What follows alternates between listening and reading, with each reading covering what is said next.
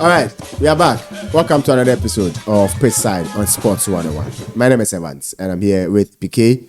This episode, we are going to talk of the CAF Champions League and the CAF Confederations Cup, and also take a look at the preview of the Ghana Premier League Match Day 3 coming up here in Ghana. It's going to be an exciting episode. Stick and stay.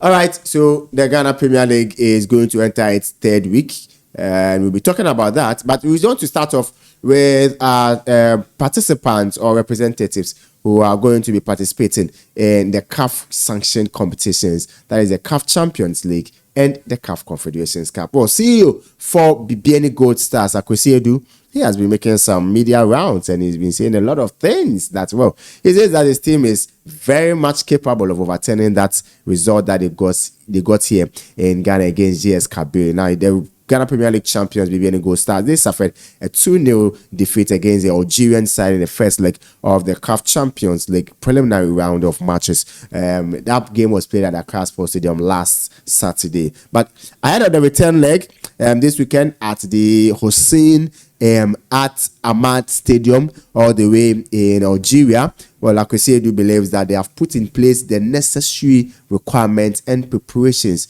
to overturn that scoreline. He says that they've mapped out their plans, they've mapped out their strategies, and everything will go well for the BBN Gold Stars against Kabylie. The question remains, will they be able to score more than 2 goals without conceding a goal to be able to qualify?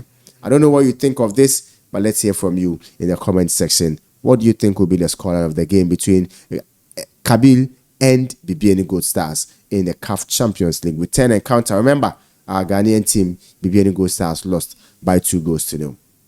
Let me quickly get to PK, my guest in the studio today. PK, the game is coming up at exactly 7 p.m. Ghana time on September 28th. And so, how do you think this one will go for BBN Gold Stars? I think for me, the tie was lost here at home. I don't know how they are going to revive this because Kabylie is a very, very, very good team. Although they are not doing so well in their league. I mean, they are 14th in their table, in the league log all the way in Algeria, but they always manage to finish within the top 3 or top 4. And so they are always in there. It's been only, 4 games into their season. The Ghanaian league is, I think, a match or 2 behind their league. So they are also yet to pick form. And probably we want to say that the preliminary stages of the CAF Champions League is also starting their progress in their own league. And per what we saw here in Accra against BBN Gold Stars, it will be very difficult for Gold Stars to come back and make a scoreline without conceding a goal all the way in Algeria. What do you think? Well, in Africa, as I stated in the morning, it's home win, away draw. And so if you get an away win, it's not possible for you to get an away win in Africa's version of the Champions League. No. Yeah. You sit at home, you got walloped by 2-0. And you are going all the way to Algeria. We know the antics and the tactics they put in place over there. We all have memories where Kotoko went to a Northern African team and they watered the pitch before and halftime. Yeah. I realized they took like 6.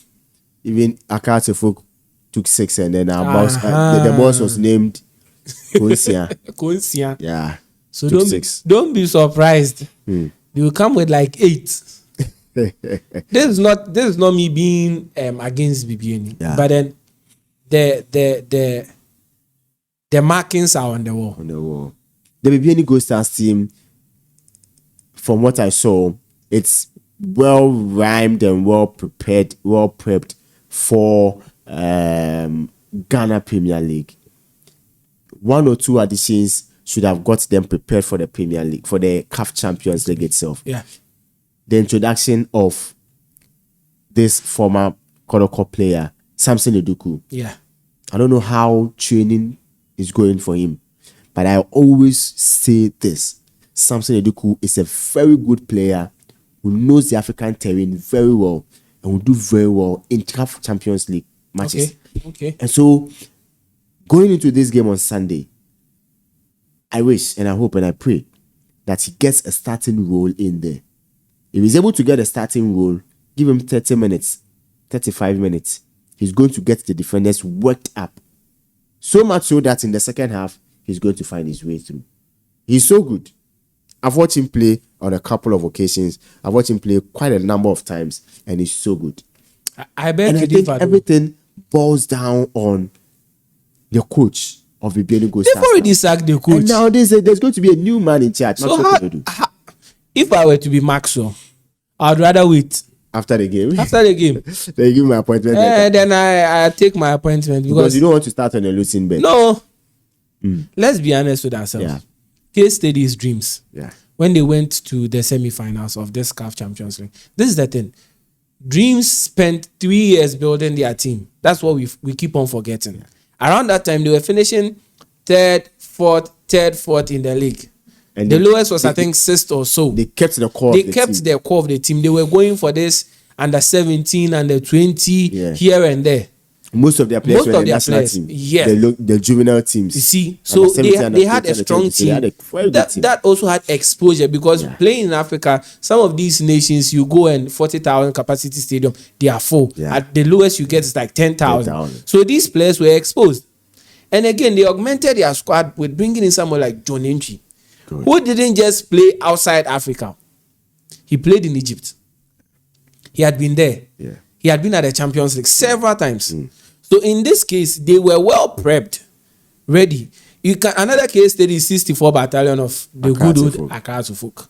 They spent 3 years, 4 years building that same team before they were able to get to the limit or the levels they got to. Here's the case with Bibiani. You came into the league not too long ago. By God's grace, you did finish, I think, 4th or 3rd. Then you won the league the next season. And instead of you to understand and have it at the back of your mind that this season we are not going to do anything better in the CAF Champions League. So probably we should allow these players to go with no huge expectation on them. You are banking your hopes that you go and beat Kabili. Hey! JS Kabili. JS Kabili. Is a very... JS Kabili themselves are... They are a team that they've got a lot of history on their side. Did you watch the warm-ups? Yeah, I saw their warm-ups. Kabili were playing like they were juggling the ball, from head to shoulder. Yeah, they were calm. Whilst Bibiani were running. He's serious at the end of the day. Well, that is our turf. Babakar, one midfielder. Babakar, one. Worked everybody. He worked everybody in the middle. Everybody. One midfielder. I think that... One lanky guy. Maybe you didn't watch the match. One lanky guy called Babakar. Yeah. He changed the face of the game. Yeah. He was everywhere. He was like an octopus in the middle. He did the whole thing. And the most annoying part is he wasn't even tired. He did everything in the middle of the pitch. And he realized that with that, these are people who have played in the competition before. Yeah. They have the experience. Yeah. And if you check the ages of their players, they're also young. Very, very young. Very young. And you realize this is a team that has built itself. Yeah. Prepared for the tournament. Unlike Bibiani, fine, we had, good matches for friendlies. That's the top 4 and all that. But as I said, home win, away draw. Period. Well, the other counterparts or the other team that will be representing Ghana will have to be Kumasi Asante Kotoko, or they'll be representing Ghana at the CAF Confederations Cup because they did win the MTN FA Cup. They played against Kwara United from Nigeria. 40. And they did win 4-3. A game that's under normal circumstances, I think Kotoko should have won convincingly by, say, 4-3, 4-2 or 4-1. Kotoko starting the scoring in there, the equalizer coming in the 34th minute by Atule. And then the Kotoko getting the second goal to make it 2-1. But again, just as we've been seeing in the Ghana Premier League, and then also the MTN top 4, the Ghana top 4 like this, you could see that lots of concentration is what is really worrying Kumasi Asante Kotoko. They couldn't keep their concentration tight. 2 minutes after scoring 2-1, they had to concede again to make it 2-2 for the end of the first half. And then in the second half, well, they did go ahead, get their third goal got their fourth goal through a penalty. And they considered and again. Lost concentration again. When they thought everything was correct, lost concentration again. Then the third goal did come in to make it 4-3. I saw how Kwara United played. They were not any outstanding team. They are not any better team than Koroko. For lack of a better word, no, they weren't any exceptional team.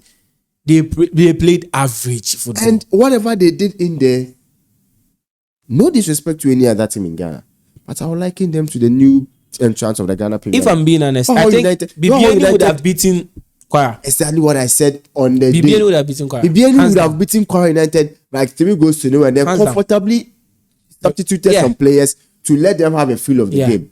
Yeah. I don't know what Koroko did in that particular game that they had a lot to think of. Now they have a lot to think of going into the next round. Let's establish this game. The next round of matches. 1-0 gives you problems. 1-0 against Koroko gives Koroko problems. Okay? What about 2-0? You need to score by force. You get it? And if you look at the way Koroko played, the start of the game, excellent. Everything was on point. First 50 minutes was on point. Passes were going. But after that, players were running into spaces. I don't know if the players are getting tired. Getting to the end of the first half, some were walking. Some were walking. That is, you see, and it's sad to see. Someone who's a professional player, they were walking. I just didn't understand it.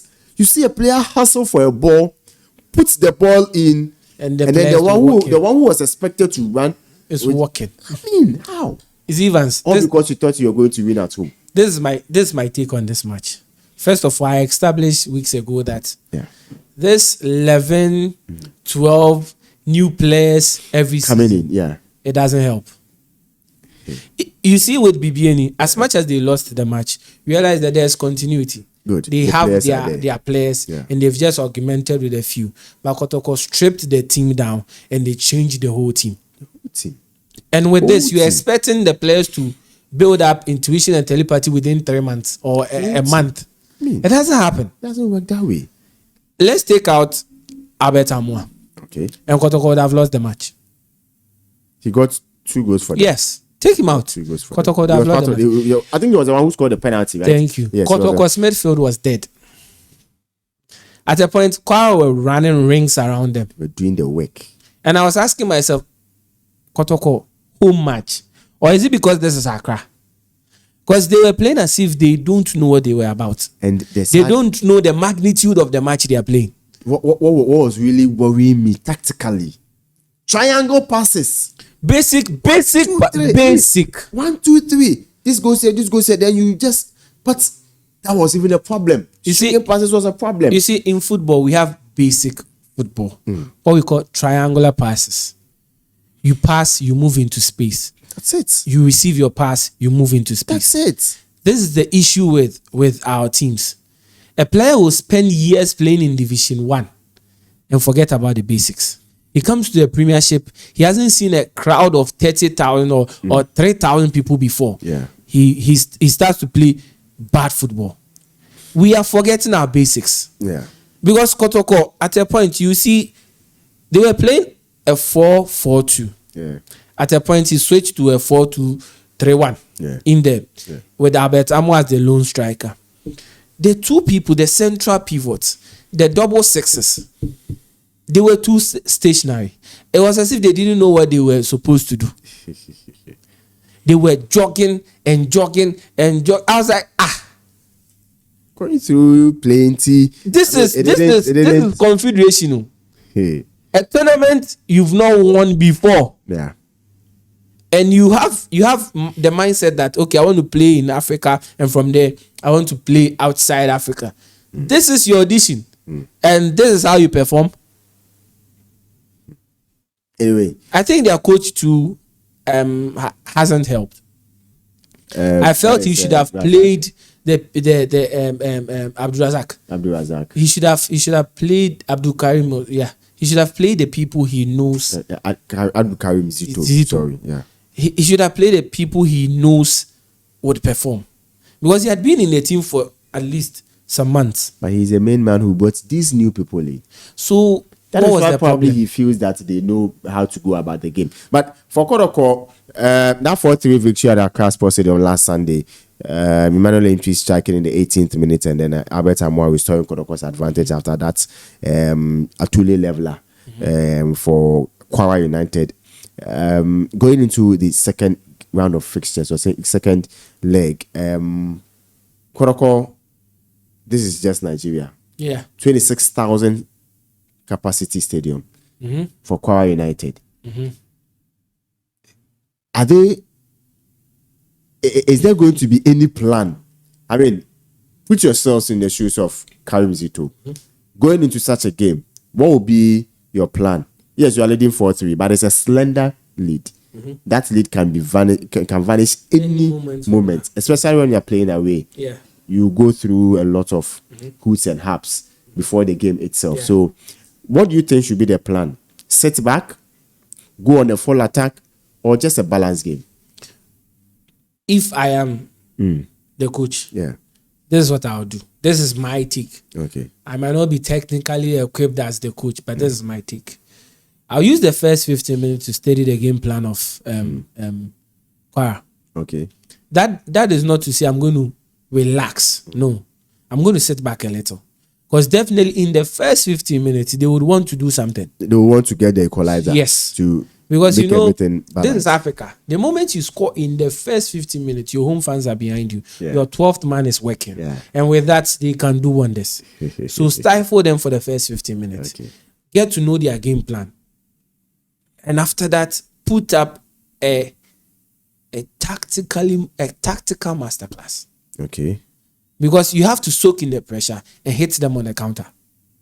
Okay. If you allow them to play as much as they want to do, just as they did in Ghana, they will score a lot of goals.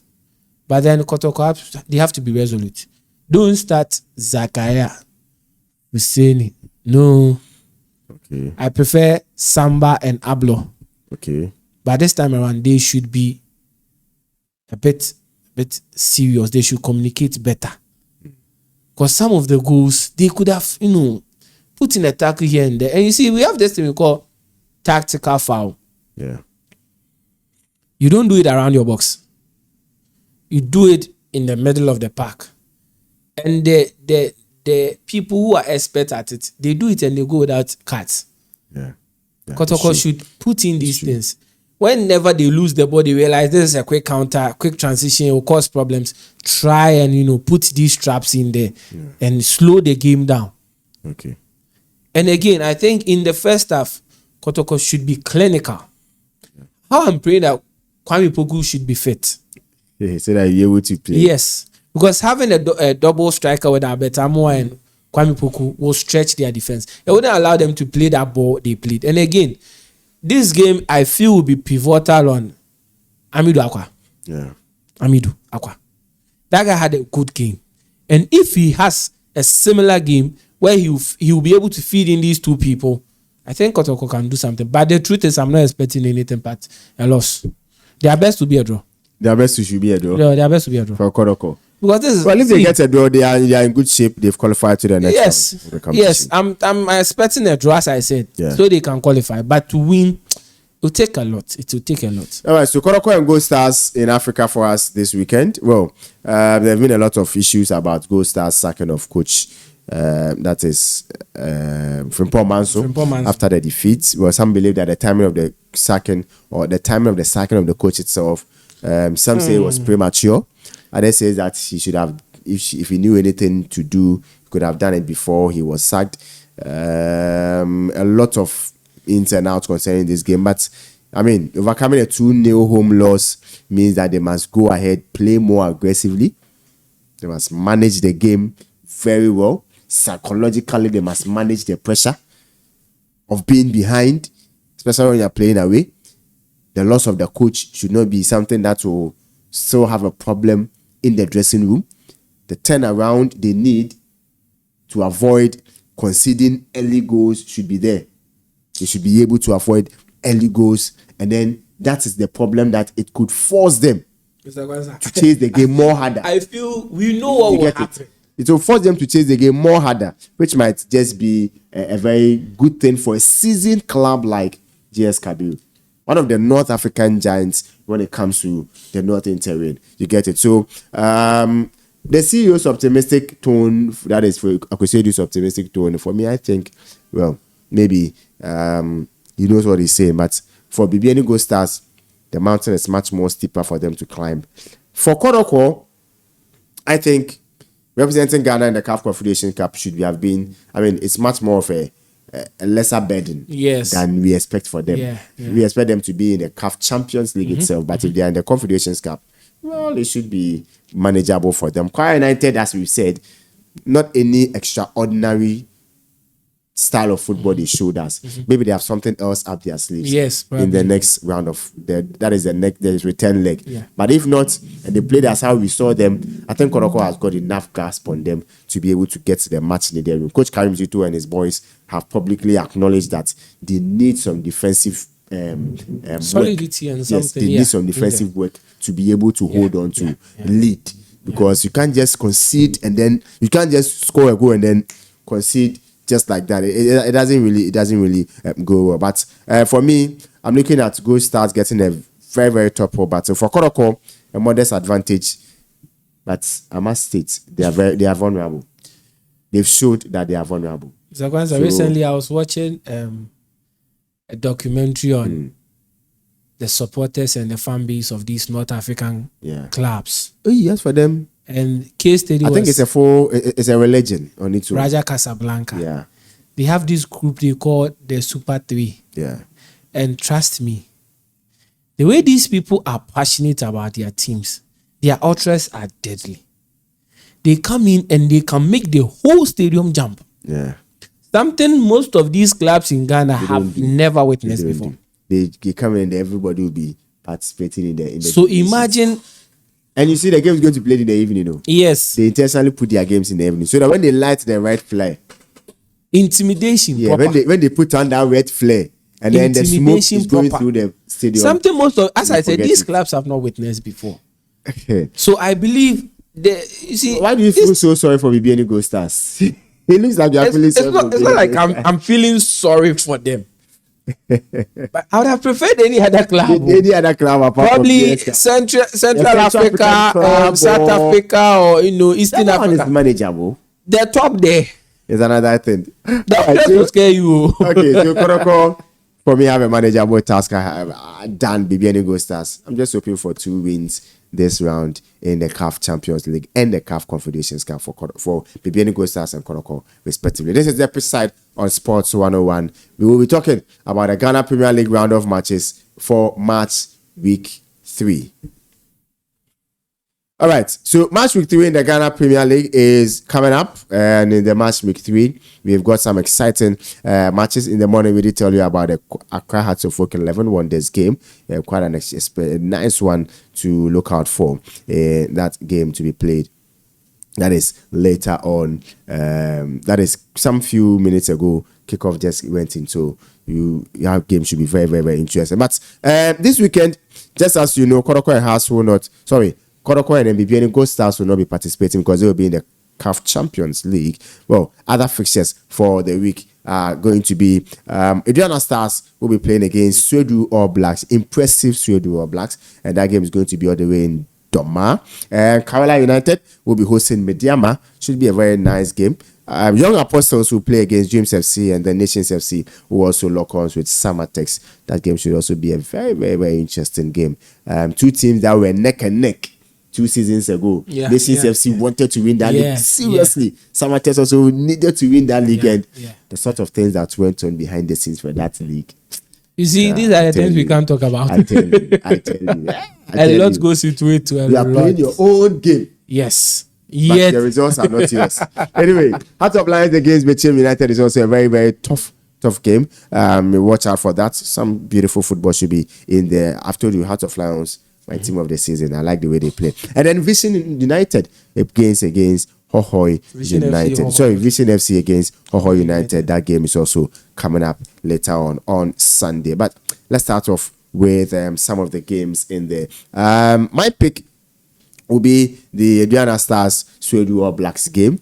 That is the match of the week for me. Should be an interesting game. That should be the match. It should be an interesting game because Aduana Stars on the 9th spot. Suedu All Blacks, after some win, have got onto the 5th. Points, they've got onto the 5th spot of the Ghana Premier League. And so, do you think it's going to be, a statement where old boys, they know their terrain very well, so they know how to go into the games against these new ones who seem to be someone in putting it in some ways, as someone told me earlier on before we came into the studios, they are rushing. They are rushing into the stage, running like that. Well, this is my view. Aduana hasn't been the Aduana of old in the last 2 seasons. In fact, I believe last season was their worst. Yeah. Ever since they came to the Premiership, the last season was their worst. But then they've brought in, get to the latter part of the season, they brought in Choba Aristika. Yeah. He's a coach who has won them the league before. Aristika has been in Ghana for some time, went back, came back again. He's back with Aduana again. And this is the thing. He had a chance to, do a proper preseason. Yeah. He did the usual thing. 11 players and 15 were out, and they brought in another 14 or so. But then this is what I realized. Aduana is playing like the Aduana of Herbert, Ado Herbert Mensah, that coach, where they are resolute in defense. The late Herbert. They are compact in the middle. The late Herbert Ado. If they should score 1, that's the end of the game. That is what Aduana needs to win the Ghana Premier League. They are not known for being a team that scores a lot of goals. Yes, they don't score a lot of goals. They score 1, they defend resolute, and this is Doma. Yes, they don't score a lot of goals. The reason why it is my match of the week is because Sweden is coming off a home win where they beat Brecum Chelsea. Yeah. By 3-0. Okay. So they have the momentum on their side. That is not to say Aduana is not prepared. Aduana also won their match by 1 goal. I'm expecting both teams to score. Okay. I'm expecting Aduana at the end of the day to probably win. Yeah. But I'm expecting a physical game in the middle. It should be a very physical one. I'm expecting Sam Adams and Bright Ajay to stand up on their toes and do something. And do some good work. Do some good work. They need to. I'm expecting Randolph to continue the run. He has started scoring. This time, I call him the Bruno Fernandes of the Division 1. Penalties, he will score. And he'll give you classic goals. Yes. He did that last week, and I'm expecting him to, continue with the run. I'm tipping him to at least finish off in the top 10 of the goal king chart. Yeah. I'm expecting him in that Randolph? Randolph, yeah. Well, Randolph is a very good player, and I expect him to be able to get some goals in there, just as you said. Yeah. I'm still expecting a very good free kick from this lad from that is Mediama. I'll get to the name. There's this lad at Mediama who is very good when it comes to he joined Aduana recently. Yes, he joined Aduana recently. I think he'll be part of the numerous people. but you can't really make a case. But other intriguing pairings coming in there. For Nations and Samatex should be a very tough game. What do you think? For Nations, this game should have been a top of the table clash, but it's a mid-table clash that's it could swing any way. I mean, the momentum for either side depends on how they want to approach the game. But for me, a very, very, very tough game. Samatex not really getting into shape as it stands now. They really do need that 3 maximum points. For Nations FC, consistency is starting to show that they are really getting the results they need. And I think Coach Mengel is doing a very good work with Nations FC. This game should be a tough one. What are you calling it for? Nations against Samatex. I have had this opinion for some time now. I think the cycle with Kasim Mengel is coming to an end. It's coming to an end? Yes. You believe so? Yes. You see, Kasim Mengel has a way he starts off the league. Okay. By the 5th match, he settled. Top 3 or top 5. But with the way they are playing in their last 2 games, I'm not confident that Kasim Mengel, well, I'll give him time. But as I said earlier, I think the cycle is coming to an end. Okay. You see, with what I gets to a point, it gets still. Yeah. Unless he comes up with something, maybe he's got changing something some up his things. sleeve. Maybe he's Because got it's something getting up to a his sleeve. point. All the teams are getting to know that This is with how Nations, his style of play. 3-5-2. This is Yeah. what you're going to see. Pfizer Chaote up front. You know Razak Razak will in be the there. middle. You know what will happen. Yeah. This is what you expect. The wing backs will push up. Talk and of Chaote. The last game that they played against Adriana. Uh-huh. I mean, I was not so impressed with how Chaote was being, let me say, deployed. Okay. I expected that he would have gone ahead and then pair him up. But he played him as a lone striker. yes. And he's not that physical enough to do that job. I don't really know that what really went into the decision to make Chaote play against all the players like that. But I mean, for crying out loud, there's a young chap, 22 years of age, who is trying to make. I think in the last game they paired him with Emmanuel Ano. But most of the time he was left there whilst Ano was doing something else. Yes. Because you see, with the system they are playing, sometimes you are tempted to think it is an all-solve-all formation. Yeah.